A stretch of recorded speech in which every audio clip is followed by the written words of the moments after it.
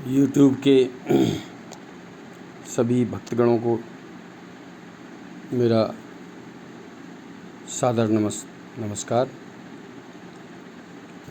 गीता में दो शैलियों का वर्णन आता है कि लक्ष्य की प्राप्ति करने में के लिए वो दो शैली कौन कौन सी हैं, उनके बारे में हम जानें। पहला कहते हैं, जीव एक तो चेतन परमात्मा का अंश है और दूसरा जड़ प्रकृति का भी अंश है। चेतन अंश की मुख्यता से परमात्मा की इच्छा करता है और जड़ अंश की मुख्यता से संसार की इच्छा करता है। शरीर के न रहने से भी चेतन का कोई महत्व नहीं है, और शरीर है और चेतन नहीं है तब भी इसका कोई महत्व नहीं है। इन दोनों इच्छाओं से परमात्मा की इच्छा तो पूर्ण होने वाली है, क्योंकि वो शाश्वत है। वो उससे पहले भी थी, इसके बाद भी रहेगी। पर संसार की इच्छा कभी पूरी होने वाली ही नहीं है। कुछ सांसारिक इच्छाओं की पूर्ति होती हुई दिखने पर भी वास्तव में उसकी निवृत्ति नहीं होती। अंत में वहाँ पर पूर्ण संतुष्टि नहीं है। प्रत्युत संसार की आसक्ति के कारण नई नई कामनाएं होती रहती हैं। वास्तव में सांसारिक इच्छाओं की पूर्ति अर्थात सांसारिक वस्तुओं की प्राप्ति इच्छा के अधीन नहीं है, क्योंकि इच्छा करती चीज़ें नहीं मिलती हैं। कर्म करता करना होता है, और कर्म करने के बाद भी कितनी चीज़ें मिलेंगी ये भी हमारे हाथ में नहीं होती है। प्रत्युत कर्म के अधीन है, परंतु परमात्मा की प्राप्ति कर्म के अधीन नहीं है। स्वयं की उत्कट अभिलाषा मात्र से परमात्मा की प्राप्ति हो जाती है। क्या है, भगवान शिव से पूछते हैं कि प्रभु कहाँ मिलेंगे, तो कहते हैं कि जहाँ पर हर व्यापक सर्वत्र समाना और प्रेम से प्रकट होए मैं जाना। मतलब प्रेम से जैसे आप भजेंगे परमात्मा की, उसी समय साक्षात दर्शन आपको होने लगते हैं। इसका कारण यह है कि प्रत्येक कर्म का आदि और अंत होता है, और इसलिए उसका फल भी आदि अंत वाला ही होता है। मतलब उसका एक सीमा है, और परमात्मा जो है सीमा रहित है, अनंत है। तो अनंत को प्राप्त करने के लिए जो सीमित साधन है वो काम नहीं कर पाएंगे। अतः आदि अंत वाले कर्मों में अनादि अनंत परमात्मा की प्राप्ति कैसे हो सकती है। परंतु साधकों ने प्रायः ऐसा समझ रखा है कि जैसे क्रिया को प्रधानता से सांसारिक वस्तु प्राप्त होती है, ऐसी परमात्मा की प्राप्ति हो जाएगी, क्रिया के माध्यम से हो जाएगी। जैसे संसार की प्राप्ति के लिए शरीर, इंद्रियां, बुद्धि की सहायता लेनी पड़ती है, ऐसी परमात्मा की प्राप्ति के लिए भी उसी प्रकार शरीर, इंद्रियां, मन, बुद्धि की सहायता लेनी पड़ेगी। इसलिए ऐसे साधक जड़ता, शरीर क्या है, जड़ है ना, जड़ता की सहायता से अभ्यास करते हुए परमात्मा की तरफ चलते हैं। जैसे ध्यान योग में दीर्घ काल तक अभ्यास करते करते अर्थात परमात्मा में चित्त लगाते लगाते जब चित्त निरुद्ध हो जाता है, तो उसमें संसार की इच्छा न रहने और स्वयं जड़ होने के कारण परमात्मा ग्रहण न कर सकने से वह चित्त संसार में उपराम हो जाता है। चित्त के उपराम होने से साधक चित्त के से अर्थात जड़ता से सर्वथा संबंध विच्छेद हो जाता है और स्वयं से परमात्म तत्व का अनुभव कर लेता है। गीता का 6वां अध्याय और 20वां श्लोक, 6वां अध्याय का 20वां श्लोक। परंतु जो साधक आरंभ से ही परमात्मा के साथ अपना स्वतः संबंध, नित्य संबंध मानकर और जड़ता से अपना किंचन मात्र भी संबंध न मानकर साधन करता है, उसको बहुत जल्दी सुगमतापूर्वक परमात्मा के आत्म तत्व की अनुभूति हो जाती है। जैसे गीता में कहा है, नैवं किंचित करोमीति युक्तम मन्येत तत्वेत पश्यन् श्रवणन् स्पर्शन् जिघ्रन् अस्नन् गच्छन् स्वपन् श्वसन् प्रलपन् विसर्जनन् गृह्णन् उन्मिषन् निमिषन्नपि इंद्रियाणि मिन्द्रियार्थेषु वर्तन्त इद्धारेण। नैवं किंचित करोमीति, हम तो इस काम को कोई करने वाला तो है नहीं। नैवम किंचित करोमिति युक्तम मन्येत तत्वित् पश्यन् श्रवणन स्पर्शन जिगरन असनन गक्षन स्वपन श्वसन प्रलपन विसर्जन जो करते हैं उसके लिए विसर्जन, ग्रहणन जो ग्रहण करते हैं हम खाने पीने में, उन्मिशन पलक झपकना, निमिशन नपि पलक झपकना पलक खोलना, निमिशन नपि इंद्रियाणि इंद्रियार्थेषु वर्तन्त धारयन्। तो इसमें क्या हुआ, ये तो स्वतः क्रिया में होती हैं, आपके करने से तो हो नहीं रही हैं। तो यही ये कहना चाहते हैं कि सुगम किंचन मात्र भी संबंध न मानकर साधन करता है और उसको बहुत जल्दी सुगमतापूर्वक परमात्मा का अनुभव हो जाता है। इस प्रकार परमात्म तत्व की प्राप्ति चाहने वाले साधकों के लिए साधन की दो शैलियाँ हैं। जिस शैली में अंतःकरण की प्रधानता रहती है, अर्थात जिसमें साधक जड़ता की सहायता लेकर साधन करता है, क्योंकि शरीर में तो दोनों ही चीज़ें बराबर विद्यमान है, जड़ता भी है और चेतना भी है, करता है। और उसको करण सापेक्ष शैली के नाम से, जिस शैली में स्वयं की प्रधानता रहती है, अर्थात जिसमें साधक आरंभ से ही जड़ता की सहायता न लेकर स्वयं से साधन करता है, उसको करण निरपेक्ष शैली के नाम से कह सकते हैं। जिसमें खुद को माध्यम बनाता है वो करण सापेक्ष, और जिसमें अपने को स्वयं को अपने शरीर को सापेक्ष अपने शरीर से के अनुरूप नहीं करता है, उसको साधन नहीं बनाता, वो उसको बोलते हैं कर्ण निरपेक्ष शैली के नाम से कह सकते हैं। यद्यपि इन दोनों ही शैलियों में परमात्म तत्व की प्राप्ति कर्ण निरपेक्षता अर्थात स्वयं से जड़ता से सर्वदा संबंध विच्छेद होने पर, क्योंकि अभ्यास से ही होगा, और अभ्यास से होने का मतलब है कि कर्ण सापेक्ष, और जैसे ही हम परमात्मा को मान लेते हैं कि परमात्मा मेरा, मैं परमात्मा का, ये कर्ण निरपेक्ष शैली है, और उसी समय से परमात्मा की प्राप्ति होने लगती है, जड़ता खत्म हो जाती है। कर्ण सापेक्ष में से चलने पर उसकी प्राप्ति देरी से होती है, और कर्ण निरपेक्ष शैली में चलने पर उसकी प्राप्ति शीघ्रता से होती है। साधन की इन दोनों शैलियों में 4 मुख्य भेद हैं। 4 कौन से? कर्ण सापेक्ष शैली में जड़ता, शरीर, जड़ता में क्या क्या चीज़ आती हैं? शरीर आता है, इंद्रियां आती हैं, मन आता है, बुद्धि आती है, का आश्रय लेना पड़ता है। पर कर्ण निरपेक्ष शैली में जड़ता का आश्रय नहीं लेना पड़ता, प्रत्युत जड़ता माने हुए संबंध का विच्छेद करना पड़ता है कि जैसे जड़ता पैदा हो रही है उसको हम संबंध को विच्छेद करें। कर्ण सापेक्ष शैली में नई अवस्था का निर्माण होता है। इसमें योग है, प्राणायाम है, इन सब चीज़ों को मान सकते हैं आप। पर कर्ण निरपेक्ष शैली में अवस्थाओं से संबंध विच्छेद होकर अवस्थातीत तत्व का अनुभव होता है। अवस्थातीत तत्व की बात करने लगे। फिर है तीसरा है कर्ण सापेक्ष शैली, प्राकृत शक्तियों, सिद्धियों की प्राप्ति होती है इसमें, क्योंकि शरीर माध्यम है तो उसका कोई एक स्वरूप भी होगा जो हमें जो फल के रूप में प्राप्त होगा। पर कर्ण निरपेक्ष शैली में प्राकृत शक्तियों का संबंध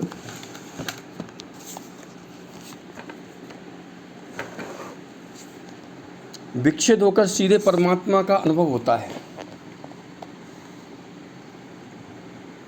कर्ण सापेक्ष शैली सभी तत्काल सिद्धि नहीं मिलती। मतलब कर्ण सापेक्ष में जिसमें हम इंद्रियों मन को लेकर के चलते हैं, जिसमें उसमें माध्यम बनाते हैं, उसमें तुरंत सिद्धि नहीं मिलती है। कर्ण निरपेक्ष शैली में जड़ता से सर्वथा संबंध विच्छेद होने पर, अपने स्वरूप में स्थित होने पर अथवा भगवान के शरण होने पर तत्काल सिद्धि मिलती है।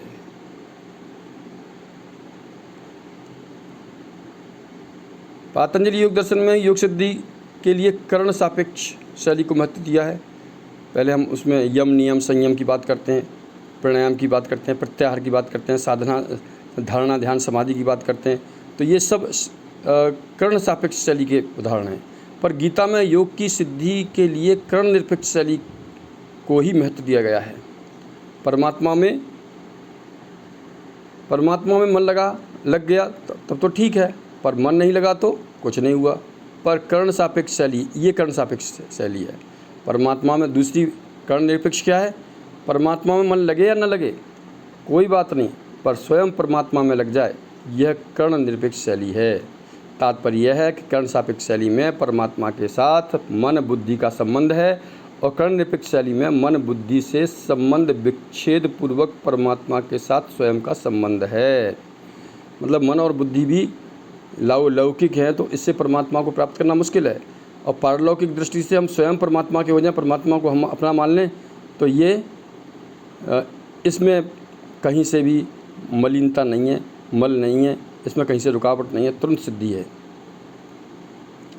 इसलिए कर्ण सापेक्ष शैली में अभ्यास के द्वारा क्रम से सिद्धि होती है, पर कर्ण निरपेक्ष शैली में अभ्यास की आवश्यकता ही नहीं है। अब अभ्यास करेंगे तो उसमें स्टेप बाय स्टेप चलना पड़ेगा, और अगर मान लेते हैं तो आप कितनी भी ऊंचाई से कितनी भी नीचाई से हैं, कितने भी नीचे से नीचे हैं, आपको तुरंत ऊंचाई पहुंचने में समय नहीं लगता। कारण है कि स्वयं परमात्मा के साथ स्वतः सिद्ध नित्य संबंध नित्य योग है, क्योंकि हम उसको लेकर के आए हैं। जन्म जन्मांतर से हमारा वो नित्य योग परमात्मा से है। अतः भगवान से संबंध मानने अथवा जानने में अभ्यास की आवश्यकता नहीं है। जैसे विवाह होने पर कोई स्त्री है, उसको पति मान लेती है, उसके लिए अभ्यास नहीं करना पड़ता उसे। ऐसे ही कोई गंगा जी ये हैं, कोई मानने के लिए अभ्यास नहीं करना पड़ा हमें। कर्ण सापेक्ष शैली में अपने लिए साधन करने क्रिया की मुख्यता रहती है, और कर्ण निरपेक्ष शैली में जानने विवेक और मानने भाव की मुख्यता रहती है। विवेक और भाव की मान्यता रहती है। मेरा जड़ता शरीरात से संबंध है ही नहीं, ऐसा अनुभव न होने पर भी जब साधक इसको आरंभ से ही दृढ़तापूर्वक मान लेता है, तब उसे ऐसी ही स्पष्ट अनुभूति हो जाता है जैसे मैं शरीर हूँ और शरीर मेरा है। इस प्रकार गलत मान्यता करके बंध जाता है। ऐसे ही मैं शरीर नहीं हूँ और शरीर मेरा नहीं है, इस प्रकार की सही मान्यता करके मुक्त हो जाता है, क्योंकि मानी हुई बात न मानने से मिट जाती है। यह सिद्धांत है। जो चीज़ आप मान रहे हैं उसको ना माने तो हो गया ना उसका निराकरण। इसी बात को भगवान ने गीता में कहा कि अज्ञानी मनुष्य शरीर से संबंध जोड़कर उससे होने वाली क्रियाओं का कर्ता अपने को मान लेता है। मतलब मैं कर रहा हूँ इस काम को, ये मान लेता है। अहंकार विमूढ़ात्मा कर्ता अहम इति मन्यते, अध्याय 3 27वां श्लोक। परंतु ज्ञानी मनुष्य उन क्रियाओं का कर्ता अपने को नहीं मानता। जैसे कहा था अभी श्लोक आया था, आपने सुना होगा, नैवं किंचित करोमीति युक्तम मन्येति तत्वित् पश्यन् श्रवणन् स्पर्शन् जिघ्रन् अस्नन् गच्छन् स्वपन श्वसन प्रलपन विसर्जनन ग्रहणन उन्मिषन निमिषन्नपि इंद्रियाणि इंद्रियार्थेषु वर्तन्त धारयन्। ये अध्याय 5 का 8वां श्लोक है। तात्पर्य हुआ कि अवास्तविक मान्यता को मिटाने के लिए वास्तविक मान्यता करना जरूरी है। मैं हिंदू हूँ, मैं ब्राह्मण हूँ, मैं साधु हूँ आदि मान्यताएं इतनी दृढ़ होती हैं कि जब तक इन मान्यता को स्वयं नहीं छोड़ता तब तक इनको कोई दूसरा नहीं छुड़ा सकता। मतलब इसके हम खुद ही छोड़ना पड़ेगा। मान्यताओं का प्रश्न है, भावनाओं का प्रश्न है, विवेक का प्रश्न है। ऐसे ही मैं शरीर हूँ, मैं करता हूँ आदि मान्यताएं भी इतनी दृढ़ हो जाती हैं कि इनको छोड़ना साधक को कठिन मालूम होता है। कठिन है नहीं, कठिन मालूम होता है। परंतु ये लौकिक मान्यताएं अवास्तविक असत्य होने के कारण सदा रहने वाली नहीं है, प्रत्युत मिटने वाली हैं। इनका कोई अस्तित्व नहीं है। हमें लगेगा कि बहुत बड़ी हैं, पहाड़ जैसी हैं, लेकिन वास्तव में आप पाएंगे कि राई की बराबर इनकी हैसियत नहीं निकलेगी। इसके विपरीत मैं शरीर नहीं हूँ, मैं भगवान का हूँ आदि मान्यताएं वास्तविक सत्य होने के कारण कभी मिटती नहीं है, प्रत्युत इनकी विस्मृति होती है, उनसे विमुखता होती है। इसलिए वास्तविक मान्यता सत्य होने के कारण कभी मिटती ही नहीं, प्रत्युत उसकी विस्मृति होती है। जो हमारी मान्यताएं हैं हम भूल गए उनको, जो कि सत्य मान्यताएं मिटी नहीं है, वो विस्मृत हो गई हैं, उनसे विमुखता होती है। इसलिए वास्तविक मान्यता दृढ़ होने पर मान्यता रूप से नहीं रहती, प्रत्युत बोध अनुभव में परिणत हो जाती है। यद्यपि गीता कर्ण सापेक्ष शैली का भी वर्णन किया गया है। जैसे कर्ण सापेक्ष शैली में वर्णन किया गया है क्या है, 4 अध्याय का 24वें से 30वें तक और 34वें श्लोक छठे अध्याय के 10वें से 28वें तक, और 8वें अध्याय के 8वें से 16वें तक, और 15वें अध्याय का 11वां श्लोक आदि। तथापि मुख्य रूप से कारण निरपेक्ष शैली का भी वर्णन हुआ है। जैसे दूसरे अध्याय का 48वां श्लोक क्या है? योगस्थ कुरकर्माणि संगम त्यक्त्वा धनंजय सिद्ध सिद्ध्यो समो भूत्वा समत्वम योग उच्यते।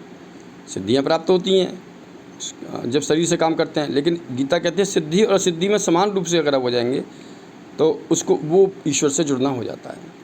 55वां श्लोक, जब भगवान कृष्ण से पूछते हैं अर्जुन, स्थित प्रज्ञस्य का भाषा समाधिस्तस्य केशव स्थितिम किम प्रभासित किमासित ब्रजेत किम, तो 55वां श्लोक आता है, प्रजहाति यदा कामान सर्वान पार्थ मनोगतान आत्मा नैवात्मा तुष्ट स्थित प्रज्ञस्य दोच्यते। कि सभी कामनाओं को अर्जुन जिस क्षण तू उठा के रख देता है एक तरफ, ममता ताक बटोरी, भगवान राम भी उसमें कहते हैं। तो ये तीसरे अध्याय का 17वां, चौथे अध्याय का 38वां, 5वें अध्याय का 12वां पूर्वार्ध, छठे अध्याय का 5वां, 9वें अध्याय का 30वां, 31वां, 12वां अध्याय का 12वां, 18वें अध्याय का 62वां और 66वां और 73वां श्लोक आदि आदि। इसका कारण यह है कि भगवान साधकों को शीघ्रता से सुगमतापूर्वक अपनी प्राप्ति कराना चाहते हैं, चाहे कर्ण सापेक्ष और चाहे कर्ण निरपेक्ष। आप किसी से भी प्राप्त करें, परमात्मा ने दोनों ही द्वार आपके लिए खोल दिए अपने लिए। सन्मुख होय जीव मोय जबहि और जन्म कोटि अज्ञानाशय तबहि, कोटि विप्र बद लागे उजाही आयु शरण तजो नेताई। भगवान कहते हैं इस बात को कि आ तो सही तो मेरे शरण में, फिर मेरा प्रभाव देख। इतना शक्तिशाली प्रभाव है कि दुनिया की समस्त चीज़ें अपने आप बहुत तुच्छ मालूम होंगी, क्योंकि हमने उनको माना ही नहीं परमात्मा को उस तरह से। दूसरी बात, अर्जुन ने युद्ध की परिस्थिति प्राप्त होने के समय अपने कल्याण का उपाय पूछा है, अतः उनके कल्याण के लिए कर्ण निरपेक्ष शैली ही काम आ सकती है, क्योंकि कर्ण निरपेक्ष शैली में मनुष्य प्रत्येक परिस्थिति में संपूर्ण शास्त्रविहित कर्म करते हुए भी अपना कल्याण कर सकता है। इस शैली के अनुसार अभ्यास किए बिना अर्जुन का मोह नाश हुआ और उनकी विस्मृति हुई इतना जल्दी, जो कि युद्ध का समय है, समय ही नहीं वहाँ पर केवल लड़ने के अलावा। वहाँ पर भी वहाँ पर भी उनको सिद्धि प्राप्त होती है, वहाँ पर भी उनका मोह नाश हो जाता है। तो ऐसे ही संसारिक युद्ध करते करते हमारे पास समय नहीं है, हमारे पास हम लोग राग द्वेष भय से युक्त हैं। ऐसे में परमात्मा ने बताया, परमात्मा का जो योग तत्व है उससे वो जो हमारा मोह है उसका नाश होना संभव है, होता ही है, ये मानना है। साधन की कर्ण निरपेक्ष शैली सबसे लिए समान रूप से उपयोगी है, क्योंकि इसमें किसी विशेष योग्यता परिस्थिति आदि की आवश्यकता नहीं है। मानना ही है कि मैं परमात्मा का परमात्मा मेरे, इसमें कोई PhD की ज़रूरत नहीं है, इसमें कोई संस्कृत की ज़रूरत नहीं है, इसमें कोई हिंदी की ज़रूरत नहीं है, इसमें कोई फारसी की ज़रूरत नहीं है। इस शैली में केवल परमात्मा की प्राप्ति उत्कट अभिलाषा होने से ही तत्काल जड़ता से संबंध विच्छेद होकर नित्य प्राप्त परमात्मा अनुभव हो जाते हैं। जैसे कितने ही वर्षों से अंधकार हो, एक दिशलाई के जलते ही वह नष्ट हो जाता है, अंधकार नष्ट हो जाता है, ऐसे ही जड़ता के साथ कितना भी पुराना अनंत जन्मों का संबंध हो, परमात्मा प्राप्ति की उत्कट अभिलाषा होते ही वह मिट जाता है। इसलिए उत्कट अभिलाषा कर्ण सापेक्षता से होने वाली समाधि से भी ऊंची चीज़ है। मतलब समाधि से भी ऊंची चीज़ बता दी इन्होंने। ऊंची से ऊंची निर्विकल्प समाधि हो, उससे भी व्युत्थान होता है और व्यवहार होता है, फिर व्यवहार होता है। अर्थात समाधि का भी आरंभ है और अंत होता है। जब तक आरंभ और अंत होता है तब तक जड़ता के साथ संबंध है। जड़ता से संबंध विच्छेद होने पर साधन का आरंभ और अंत नहीं होता, प्रत्युत परमात्मा से नित्य योग का अनुभव हो जाता है। वास्तव में देखा जाए तो परमात्मा से वियोग कभी हुआ ही नहीं था, होना संभव ही नहीं है, क्योंकि चेतना है। चेतना तो तभी हटेगी जब मृत्यु होगी, और मृत्यु के समय परमात्मा होते हैं, मृत्यु के बाद भी, क्योंकि अनंत है ना परमात्मा। केवल संसार से माने हुए संयोग के कारण परमात्मा से वियोग प्रतीत होता है। संसारिक संबंधों को हम दृढ़ करते जाते हैं और परमात्मा की विस्मृति होने लगती है, जबकि वो स्वयं सिद्ध हैं। संसार से माने हुए संयोग का त्याग करते ही परमात्मा तत्व की अभिलाषा मनुष्य को तत्काल नित्य योग अनुभव हो जाता है और उसमें अस्थायी स्थिति हो जाती है। तो ऐसा मैं यहाँ पर अभी विराम देता हूँ। इससे आगे अगला नेक्स्ट एपिसोड में इसको मैं आगे बढ़ाऊँगा। और सभी यूट्यूब के दर्शकों से मेरी प्रार्थना करबद्ध निवेदन है कि इस चैनल को सब्सक्राइब करें, जिससे मेरे सभी जो मैं आगे डालूँगा और जो मैं पीछे चीज़ें आपके सामने प्रस्तुत की हैं वो सब आपके साथ आ जाएं। धन्यवाद।